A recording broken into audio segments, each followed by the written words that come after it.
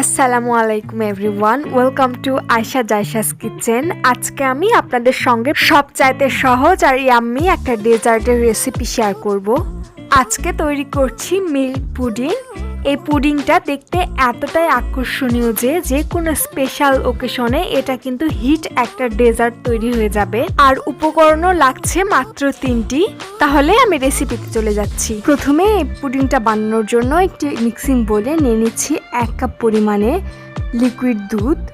দুধটা কিন্তু অবশ্যই রুম টেম্পারেচারে নিতে হবে।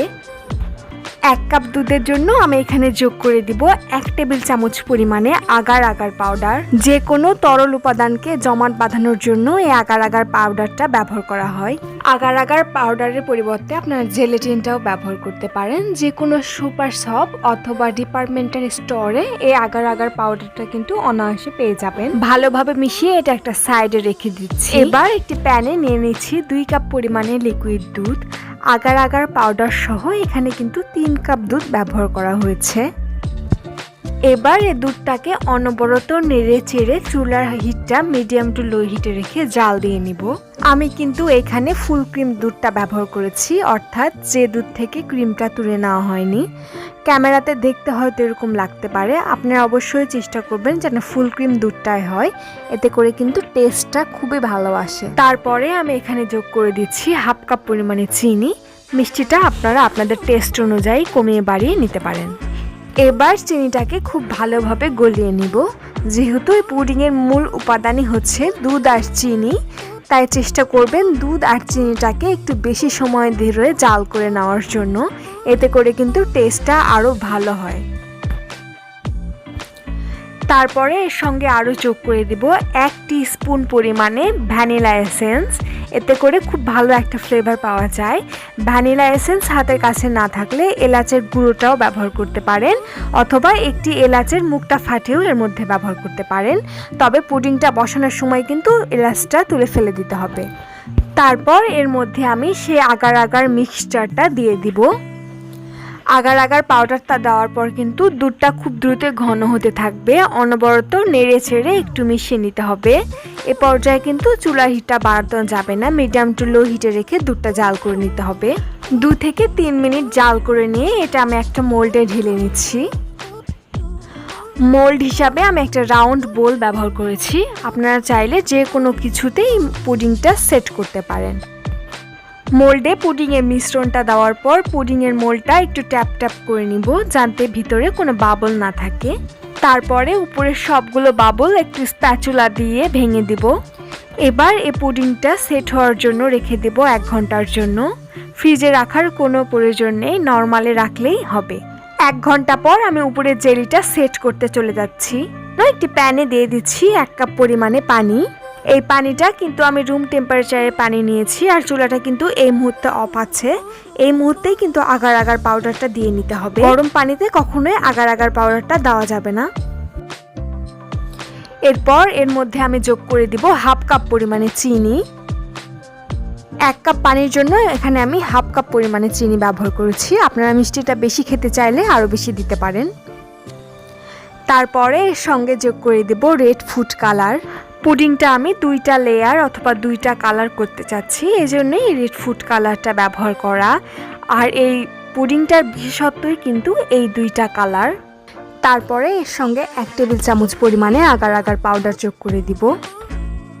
এই পাউডারটা দিয়ে কিন্তু সাথে সাথে অনবরত নাড়াচাড়া করতে হবে, তাছাড়া কিন্তু জমাট বেঁধে যাবে। আর চুলার হিটটা কিন্তু একেবারে লোতে রাখতে হবে, তাছাড়া কিন্তু নিচ থেকে লেগে যাবে। একেবারে লো হিটে রেখে অনবরত নেড়ে চেড়ে বলক উঠিয়ে নিব। একটা বলক উঠে গেলে কিন্তু আমি চুলা থেকে নামিয়ে পুডিংটা সেট করতে চলে যাচ্ছি। তারপরে আগের যে পুডিংটা সেট করে রেখেছিলাম একটি স্প্যাচুলা দিয়ে রেখে নিচ্ছি, সেটা খুব ভালোভাবে সেট হয়েছে কিনা। একটি স্প্যাচুলা দিয়ে একটু আঘাত করলে যদি পুডিংটা স্লিপি হয় অথবা নেমে আসে, তাহলে বুঝতে হবে পারফেক্টলি সেট হয়েছে। এই পর্যায়ে পুডিংটা আসলেই কিন্তু পরবর্তী লেয়ারটা দিতে হবে। আশা করছি স্ক্রিনে দেখলেই বুঝতে পারছেন। তারপরে এই মিশ্রণটা এই পুডিংয়ের উপর দিয়ে দিচ্ছি। সরাসরি দিচ্ছি না, একটি স্প্যাচুলা অথবা চামচের মাধ্যমে দিতে হবে। যেহেতু মিশ্রণটা গরম সেহেতু আগের পুডিংটা কিন্তু ফেটে যেতে পারে, এজন্য অবশ্যই একটি স্প্যাচুলা চামচের উপর দিয়ে দিতে হবে। এবার যেটা করতে হবে, এর আগের পুডিংয়ের ভিতরে যেন এই মিশ্রণটা যায় সে ব্যবস্থা করতে হবে। স্প্যাচুলা দিয়ে নিচের পুডিংটাকে হালকা একটু সরিয়ে দিলেই কিন্তু উপরের মিশ্রণটা ঢুকে যাবে। কাজটা খুব প্রেসার দিয়ে করতে যাবেন না, তাহলে কিন্তু নিচের পুডিংটা ফেটে যাবে। স্মুথলি কাজটা করে নিতে হবে। এমনভাবে জায়গাটা ফাঁকা করে দিতে হবে যেন পুডিংয়ের অর্ধেক অংশটায় এই কালারটা যায়, তাহলেই কিন্তু পুডিংটা ডাবল লেয়ারের হবে। পুরোটা ফাঁকা করে দিলে কিন্তু পুডিংটা এক লেয়ারের হয়ে যাবে। যেহেতু পুডিংয়ে আগার আগার পাউডারটা দেওয়া, সেহেতু চেষ্টা করতে হবে যেন দ্রুত হাতে এই পুডিংয়ের লেয়ারটা বসানো যায়। তাছাড়া কিন্তু উপরের লেয়ারটা আবার এবড়ো খেবড়োভাবে জমে যাবে এবং সেট হতে চাইবে না। এবার এই বাটিটাকে 2 থেকে 3 বার ট্যাপ করে নিচ্ছি যাতে কোনো ভিতরে বাবল না থাকে। ট্যাপ করে নেওয়ার পর ফ্রিজের নর্মাল চেম্বারে 2 থেকে 3 ঘন্টার জন্য পুডিংটা সেট হওয়ার জন্য রেখে দিব। 2 ঘন্টা পর ফ্রিজ থেকে বের করে পুডিংটা আমি মোল্ড আউট করে নিচ্ছি। এই পুডিংটা কিন্তু ঠান্ডা ঠান্ডা পরিবেশন করলেই বেশি ভালো লাগে। পুডিংটা যেহেতু আগার আগার পাউডার দিয়ে তৈরি, পুডিংটা কিন্তু খুব সহজেই ডিমোল্ড হয়ে যাবে।